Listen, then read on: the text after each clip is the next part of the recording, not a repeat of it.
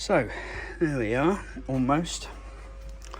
I had to make these carriers up here, inboard one, and basically this frame, it's all 6mm, be very strong and no need to worry about it. So I'm going to suspend the tank with 10mm galv threaded bar, and basically put some foam in the runners here so that she doesn't squeak or get damaged, and that will be this tank fitted. I've got my outlet there, and then the one on the other side I'll work out what I want to do with that, whether I want to keep them separate.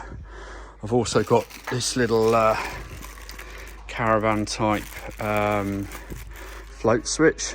It's not ideal because it basically means you're going to lose the top 40ml of water potentially while this turns off, which I guess is going to equate to a good sort of 20-30 litres.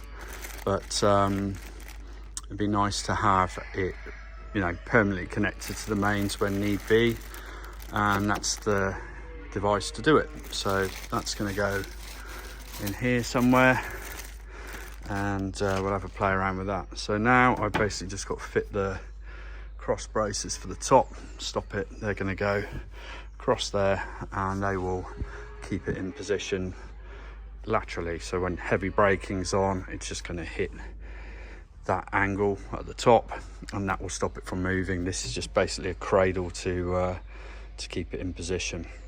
So there we go. Right, so there we are then. I've got my studs loosely in. I can let the tank find its natural position.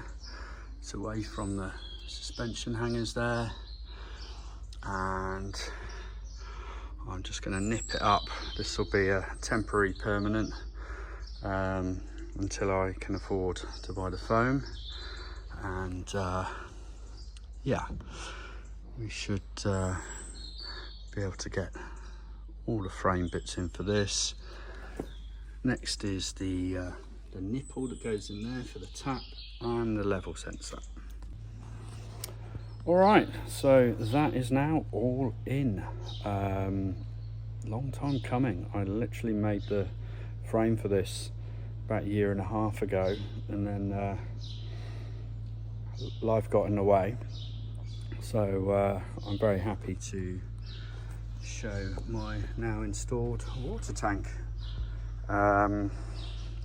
Sits very nicely there, and as I said, you know, it's 1/4 ton, so if you slam the anchors on quickly, that's going to want to come this way. So I've got it blocked there from sliding, and this cradle is basically just taking the weight. That will take the horizontal force, because obviously these will want to go that way. Yeah, nicely bolted into the frame with good meaty steel. Now I just have to add this little widget, which is a float valve. Now the way it works is, as the water rises, this just like in a toilet, as the water rises, it closes the valve and stops the mains flow. So what you do is you connect this up to the mains pipe, and this is what the big vans and RVs have on the campsite, is constant pressure, you know, domestic water supply basically, but it goes into your tanks, and this is a shut-off valve basically. So because dumbass put this angle here, I can't get it right near the top, but I don't need to worry about that, because I've just realized you can undo this little wing nut here, and you can set the angle of this to be wherever you like. So I'm obviously gonna put it there somewhere and incline this upwards so that it cuts off when the tank is actually got as much in it as possible. Hopefully, that's the theory anyway. And then, as I say, I just need to put a tap in there temporarily before I rig up the rest of the system.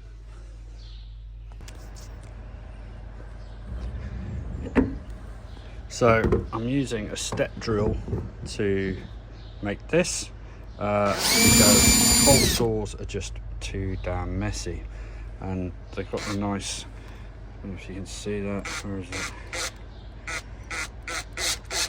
There you go. Tells you what each ring is, and look at that nice lovely hole there, and there we go, jobs are good. So I will now install that. So to fill my outlet hole for the tank, again, I'd love to get all brand new bits and bobs, but just so happens I've got kind of what I need here. I've got a simple valve, I've got a reducer, and then I've got a converter to speed fit 15mm. So that's really good because basically I can just isolate here, and then if I want to change this fitting, put a drain on, which I will at a later date, I can do so. So one thing I did notice is though that this valve obviously needs to be accessible. So what I'm going to do is drill a hole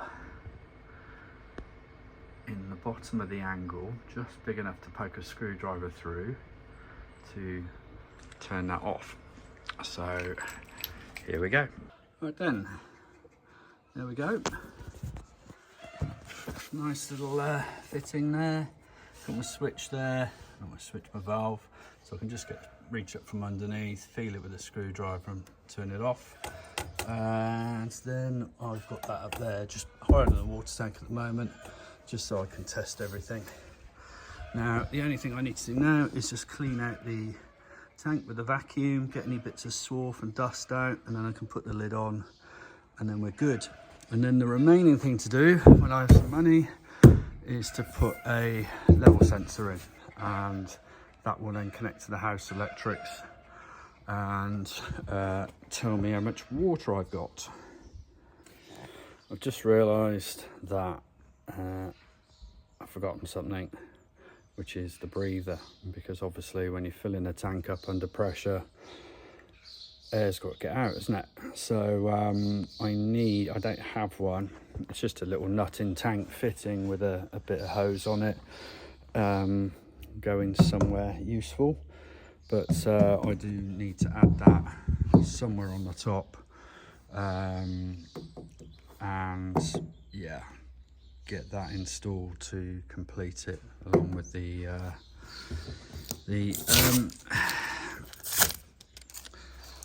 level sensor. But now I'm quite happy with that. That's a good couple of hours work.